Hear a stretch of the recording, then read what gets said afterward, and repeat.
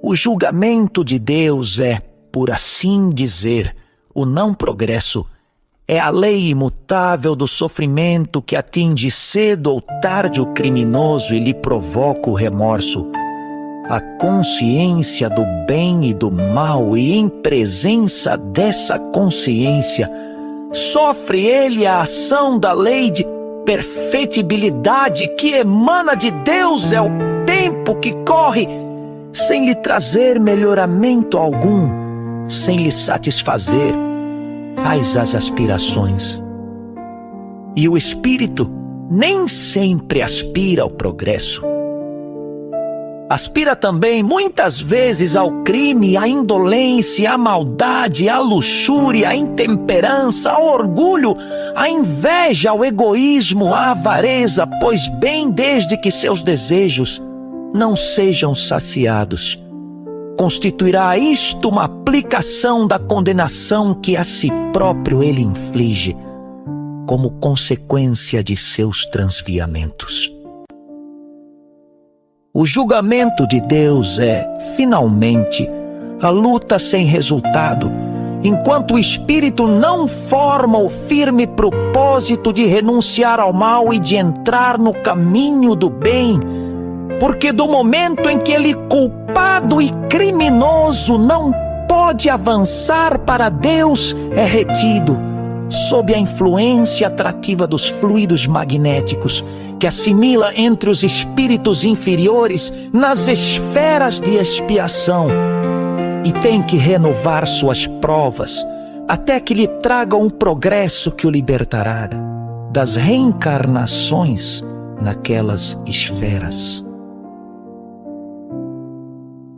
Portanto, o julgamento de Deus é uma locução humana que põe o homem em estado de compreender que, sendo Deus a origem e a fonte de todas as coisas, tudo que existe procede dele.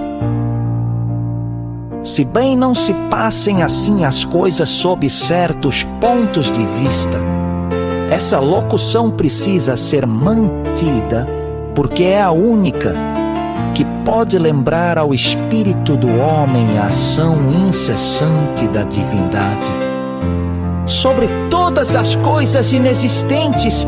Sem este apelo ao julgamento de Deus, a sorte dos espíritos, quando deixam a vida humana, pareceria, a maior parte dos encarnados, uma lei fatal, sem base, sem razão de ser e talvez sem finalidade. O julgamento de Deus consigna pela sorte de cada um o valor que ele deve ter aos olhos de todos. Mas deu-lhe o poder de julgar, para que todos honrem ao Filho como ao Pai Celeste, e quem não honra o Filho ao Pai não honra que a terra o enviou. Estas palavras devem ser tomadas sob o ponto de vista da verdade ensinada no canto 3. Quando disse o Divino Mestre: não, Deus não enviou seu Filho ao mundo para o mundo julgar, mas tão somente para que venha a ser por ele salvo. O poder que Jesus tem de julgar não é o de julgar condenando. Ele espera, porque é o homem que se condena a si mesmo por seus atos. O julgamento é o resultado das obras humanas, a consequência inevitável que elas acarretam. Jesus somente aplica a lei. O espírito culpado é que livremente se julga a si próprio e se condena. O poder de julgar de Jesus não é, pois, como o dos homens na terra, e ele bem o disse no canto 8. Segundo a carne vós julgais, eu, porém, a ninguém julgo. A punição dos espíritos culpados não é consequência de um julgamento seguido de condenação, mas unicamente um meio paternal de os fazer voltar ao caminho do bem, de os salvar, forçando-os a ver a luz diante da qual fecham os olhos e assim prepará-los e dispô-los a entrar em expiação, a fim de que se julguem e se condenem por si mesmos.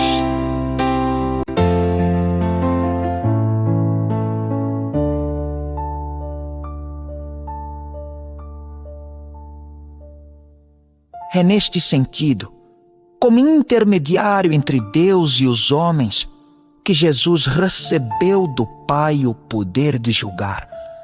Isto é, de presidir ao desenvolvimento e ao progresso dos homens, de ajudá-los por todos os meios a avançar, segundo as faculdades e necessidades de cada um, a fim de que honrem ao Filho como honram ao Pai. O único meio de honrar ao Pai é seguir-lhe a lei, que a moral ensinada por Jesus. Não honra a Jesus quem despreza os seus mandamentos, que são os mandamentos de Deus, quem não lhe segue a moral, tipo da pureza e perfeição do Espírito. Aquele, portanto, que não honra ao Filho, porque não pratica a moral que ele personifica, não honra ao Pai, porque essa moral é a doutrina do Pai que o enviou ao mundo.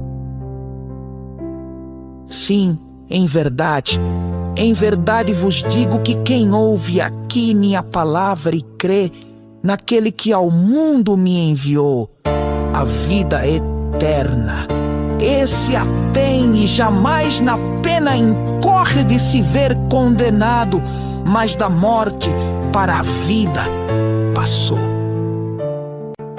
Isto dizendo, Jesus declara que aquele que ouve a sua palavra e crê em Deus, isto é, que caminha no mundo seguindo-lhe os passos, entra numa nova fase de progresso e de provas que o fazem avançar para a perfeição, que é a vida eterna. Assim, não será condenado.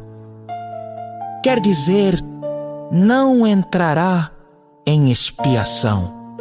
Passará da morte à vida. Isto é, não revestirá mais um corpo de carne neste ou noutros planetas inferiores, corpo que é para o espírito um verdadeiro sepulcro. Passará da morte à vida, isto é, será sempre espírito, sem ficar jamais sujeito à contingência das reencarnações expiatórias para a sua depuração moral.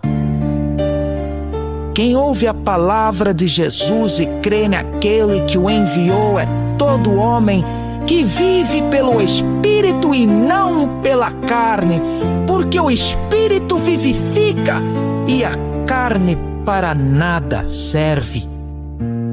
E as palavras de Jesus são Espírito e vida, como se verá no canto 6 por ele próprio dito. Mas Jesus continua em sua linguagem, sempre figurada, a falar aos homens deste planeta, incitando-os a lhe seguirem os passos para a vida eterna. Chega a hora, e ela é vinda já, em que hão de os mortos ouvir a voz do Filho, e os que a ouvirem viverão. a oração incidente sobre a hora. E ela é vinda já, alude aos profetas, aos missionários, aos espíritos em missão, ou enviados, e aos justos que haviam encarnado antes da missão terrestre de Jesus, e que então já viviam no sentido de que eram já bastante depurados para estarem livres das provas materiais deste planeta e não terem necessidade. Depois do grau de depuração que haviam atingido, de tomar um corpo de carne tal qual o nosso, eles viviam porque tinham ouvido a voz do Filho de Deus.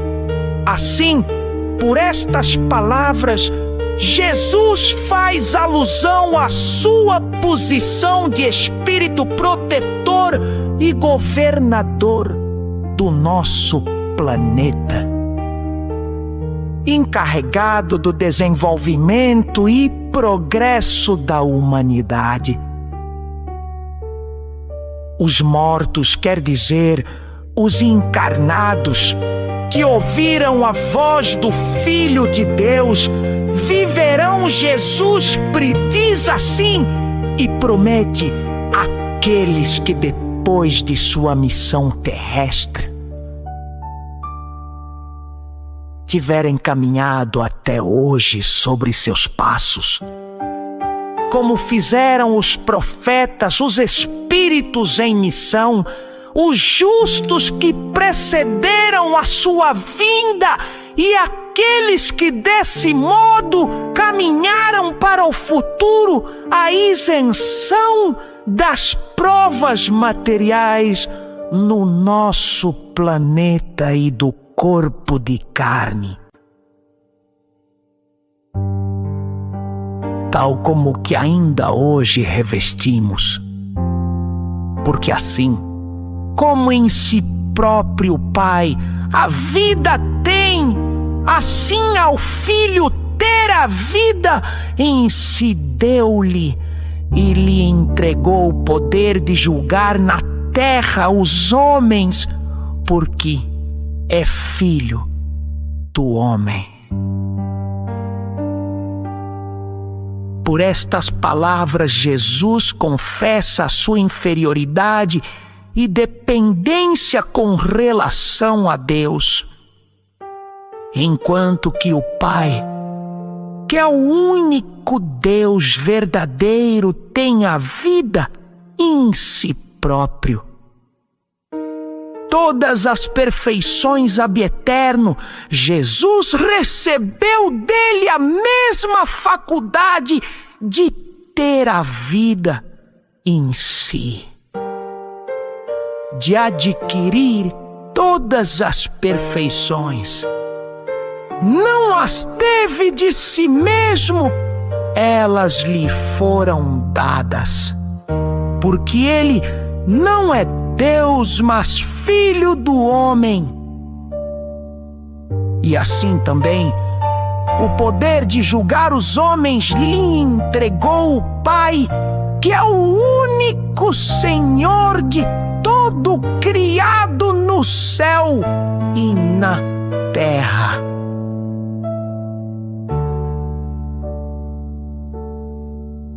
O poder dado a Jesus de julgar os homens prova ainda a sua dependência do Pai. Ele, porém, a ninguém condena, como já vimos. São os nossos próprios atos que nos condenam logo. O poder de julgar que Jesus tem não é mais do que a faculdade de aplicar inevitavelmente as leis naturais e eternas para o progresso do espírito. Se o próprio espírito procura melhorar-se ou para a estagnação, se persevera em suas faltas, leis essas a que todos estamos sujeitos e a que não podemos fugir, porque os nossos próprios atos lhes atraem a ação. As palavras, porque é filho do homem, significam que Jesus não se considerava Deus, mas sim espírito criado como todos os homens e que, não obstante a sua superioridade, se achava em relação com os obreiros, ainda presos à obra. São expressões figuradas para mostrar que ele teve a mesma origem que o homem, que partiu do mesmo ponto e princípio, ficando, é verdade, puro por não ter jamais errado, como não nos aconteceu a nós, seus irmãos degenerados, filhos como ele do mesmo Pai, do mesmo Deus. Continua Jesus. Por aqui se vê que Jesus nada faz de si mesmo, pois que apenas aplica a lei universal e imutável da reencarnação e das provas. Este é o seu julgamento, executar os decretos eternos do Pai, sua vontade imutável, regulando os efeitos e as consequências do livre-arbítrio do homem e o uso que ele tem feito desse livre-arbítrio. Por isso disse: aos homens julgo segundo ouço, e o meu juízo é justo, porque minha vontade eu não pratico, mas somente a do Pai que me enviou.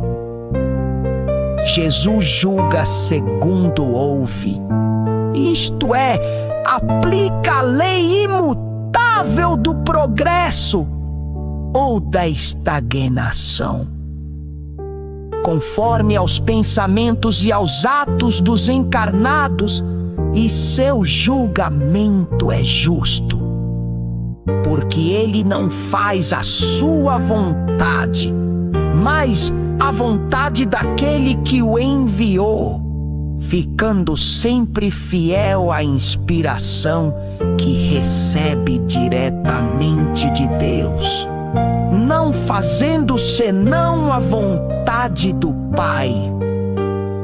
Quer dizer, executando suas leis universais, imutáveis e eternas. Passa daí o Divino Mestre a mostrar que tem um testemunho maior que o de João, que é o do Pai que o enviará, e também o de suas obras. João era um espírito superior em missão. Os judeus lhe escutaram a palavra como a de um profeta, de um enviado de Deus. Mas sua missão era preparatória e duraria pouco tempo. O precursor desaparecia diante do Senhor, seu papel terminou. Logo que Jesus entrou em missão pública, Jesus declara que não recebe testemunho de homem algum, porque tinha consciência de sua posição como Messias de Deus. Mas diz que João deu testemunho completo da verdade, porque o precursor, inspirado pelos Espíritos do Senhor, o reconhecera e proclamara como Messias, como Cristo, que vinha batizar em Espírito, para tirar os pecados deste mundo E o Pai que me enviou, já ele dera testemunho de mim. O testemunho maior que o de João estava nos próprios atos de Jesus, no poder que lhe fora dado de fazer milagres e nas manifestações espíritas que se produziram quando ele estava com o precursor às margens do Jordão e na sua transfiguração sobre o monte Tabor. Como os judeus a quem ele falava não tivessem assistido a essas manifestações, o Divino Mestre lhes disse: Oh, nunca ouvistes a sua voz, nem vistes sobre a terra o seu representante. Estas palavras tinham também por fim, segundo o Espírito que vivifica e a título de ensinamento, firmar o princípio de que Deus não se manifesta jamais diretamente aos homens, mas por seus emissários, os espíritos puros, encarregados de transmitir suas ordens a todos os reinos da natureza. Elas confirmam o que dissera o evangelista no primeiro canto. Como órgão direto de Deus, Jesus era a sua voz, o seu representante na terra. Os judeus não somente não acreditavam em sua missão, mas ainda, repelindo-lhe a moral, os ensinamentos, os exemplos, repeliam a palavra de Deus. Esta não permanecia neles. Por isso, acrescentou o Divino Mestre: E nem vós, outros dele, guardastes a palavra santa, porque não credes no seu enviado. Depois, Jesus provoca os judeus a que interpretem as palavras de Moisés e dos profetas. Pelas Escrituras, vê-se que ele era o Messias prometido aos hebreus, mas os judeus não quiseram chegar-se-lhe, não o aceitaram como tal, porque ele não recebera dos homens a sua glória, isto é, não vinha como libertador material. Eu sei bastante que de Deus o amor em vós não tendes. Esta declaração é mais uma prova de suas faculdades extra-humanas, porque ele lia os pensamentos e sabia por si mesmo o que se passava no de todos depois. Depois, declara francamente que baixou à terra em nome do Pai e que não o receberam, mas que se alguém viesse em seu próprio nome sem ser mandado, seria recebido, porque os homens tomam a glória uns dos outros tão somente e não buscam aquela que vem de Deus. Entretanto, ele a ninguém acusará perante o Eterno. Será o próprio Moisés quem o fará, porque não seguiam os homens a lei de Deus por Moisés ensinada, e ainda mais, porque nos seus escritos ele anunciara a vinda do Messias e esse amor de Deus e do próximo como a si mesmo, que certamente não existia, nem era praticado entre os judeus. Porque se cresceis em Moisés, por certo, em mim também creríeis que ele outrora de mim foi que escreveu. Se vós não credes agora em seus escritos, como haveis de acreditar no que vos digo? Crer em Moisés e crer em seus escritos era, portanto, acreditar na missão de Jesus e seguir fielmente e com pureza d'alma a lei que ele dera, estendendo a todos os homens, judeus e gentios. Mas não foi somente Moisés quem falou da vinda do Messias, e por isso Jesus manda que examine as Escrituras, porque onde os judeus julgavam achar a vida eterna, aí davam elas testemunho do Messias de Deus.